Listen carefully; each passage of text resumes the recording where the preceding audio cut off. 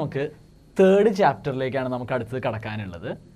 Third ചാപ്റ്ററിൻ്റെ പേര് matrices എന്നാണ്. അപ്പോൾ നമ്മൾ പുതുതായിട്ട് പഠിക്കുന്ന ഒരു ടോപ്പിക്കാണ്. മെട്രിക്സ് എന്നാണ് ഇതിൻ്റെ പേര്.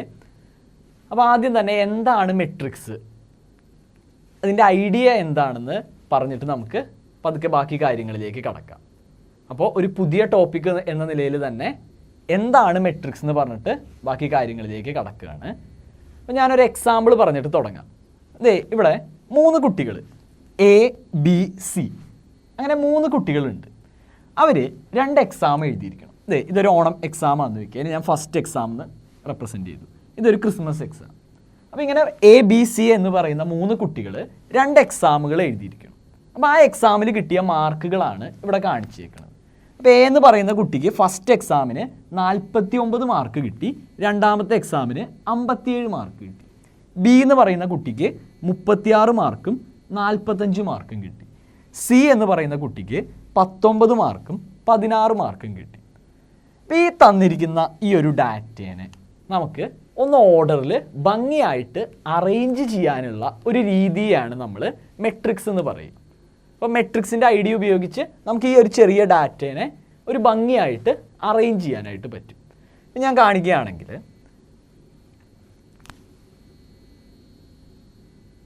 ഫസ്റ്റത്തെ A എന്ന് പറയുന്ന കുട്ടിക്ക് കിട്ടിയ മാർക്കുകൾ എഴുതുക എന്ന് വയ്ക്കുക. അപ്പോൾ ആദ്യത്തെ എക്സാമിന് 49 മാർക്ക്, അടുത്ത എക്സാമിന് 57 മാർക്ക്. അപ്പോൾ 60-ലാണ് എക്സാം. അപ്പോൾ ആദ്യത്തേൽ 49 മാർക്ക്, രണ്ടാമത്തേൽ 57 മാർക്ക്. അപ്പോൾ A എന്ന് പറയുന്ന കുട്ടിക്ക് കിട്ടിയ മാർക്കുകൾ നമ്മൾ ഫസ്റ്റത്തെ റോ ആയിട്ട് എഴുതിയിരിക്കണം. ഇതുപോലെ ഇനി B എന്ന് പറയുന്ന കുട്ടിയുടെ കാര്യം. B എന്ന് പറയുന്ന കുട്ടിക്ക് ആദ്യത്തെ എക്സാമിന് 36 മാർക്കും രണ്ടാമത്തെ എക്സാമിന് 45 മാർക്കുമാണ് കിട്ടിയത്. അപ്പോൾ അത് ഞാൻ രണ്ടാമത്തെ റോയായിട്ട് എഴുതിയേക്കണം. ഇനി C എന്ന് പറയുന്ന കുട്ടിയുടെ മാർക്ക് ആദ്യത്തെ എക്സാമിന് 19 മാർക്ക്, രണ്ടാമത്തെ എക്സാമിന് 16 മാർക്ക്. അപ്പോൾ അതിനെ ഞാൻ തേർഡ് റോയിൽ എഴുതിയിരിക്കണം. അപ്പോൾ ഈ തന്നിരിക്കുന്ന മാർക്കുകൾ ഞാൻ ഒരു റെക്റ്റാങ്കിൾ പോലെ റെപ്രസെൻ്റ് ചെയ്ത് വെച്ചിരിക്കണം. ഈ ഒരു റെപ്രസെൻറ്റേഷനെയാണ് നമ്മൾ മെട്രിക്സ് ഫോം എന്ന് പറയുക. അപ്പോൾ ഇതൊരു മെട്രിക്സിന് എക്സാമ്പിളാണ്. അപ്പോൾ ഇതിൽ ഈ കാണിച്ചിരിക്കുന്നത് ഇതിൻ്റെ ഫസ്റ്റ് റോ. അപ്പോൾ ഫസ്റ്റ് റോയിൽ A എന്ന് പറയുന്ന കുട്ടിയുടെ മാർക്കുകളാണ് നമ്മൾ എഴുതിയിരിക്കുന്നത്. A എന്ന് പറയുന്ന കുട്ടിയുടെ മാർക്കുകളാണ് ഫസ്റ്റ് റോയിൽ നമ്മൾ എഴുതിയിരിക്കുന്നത്. ഇതുപോലെ B എന്ന് പറയുന്ന കുട്ടിയുടെ മാർക്കുകളാണ് നമ്മൾ സെക്കൻഡ് റോയിൽ എഴുതിയിരിക്കുന്നത്. ഇനി C എന്ന് പറയുന്ന കുട്ടിയുടെ മാർക്കുകളാണ് തേർഡ് റോയിൽ എഴുതിയിരിക്കുന്നത്.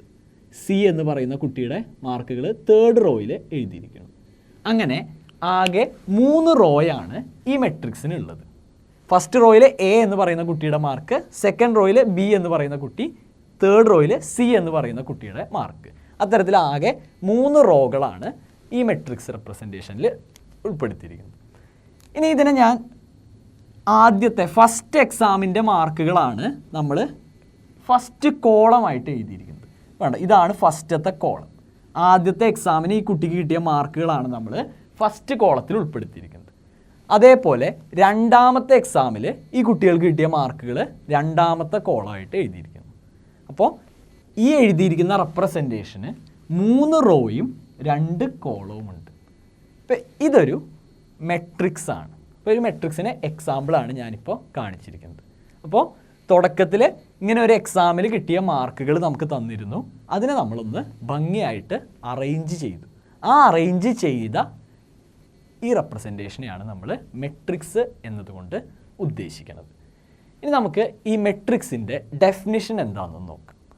അപ്പോൾ A matrix is an ordered rectangular array of elements or functions.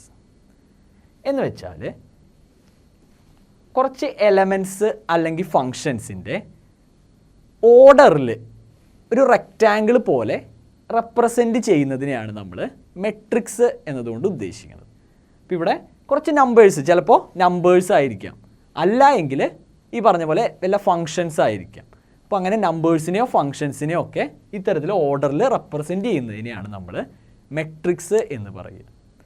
ഇനി ഇത്തരത്തിൽ മെട്രിക്സിലേക്ക് ഉൾപ്പെടുത്തിയിരിക്കുന്ന ആ നമ്പറുകളെ അല്ലെങ്കിൽ ഫങ്ഷൻസിനെ നമ്മൾ മെട്രിക്സിലെ എൻട്രീസ് എന്ന് പറയും. എൻട്രീസ് ഓഫ് എ മെട്രിക്സ് എന്ന് പറയും. ഇപ്പോൾ ഈ മെട്രിക്സിലെ എൻട്രീസ് അല്ലെങ്കിൽ എലമെൻറ്റ്സ് ഏതൊക്കെയാണെന്ന് ചോദിച്ചു കഴിഞ്ഞാൽ 49, 57, 36, 45, 19, 16 ഇതൊക്കെയാണ് ഈ മെട്രിക്സിലെ എൻട്രീസ് അഥവാ എലമെൻറ്റ്സ്.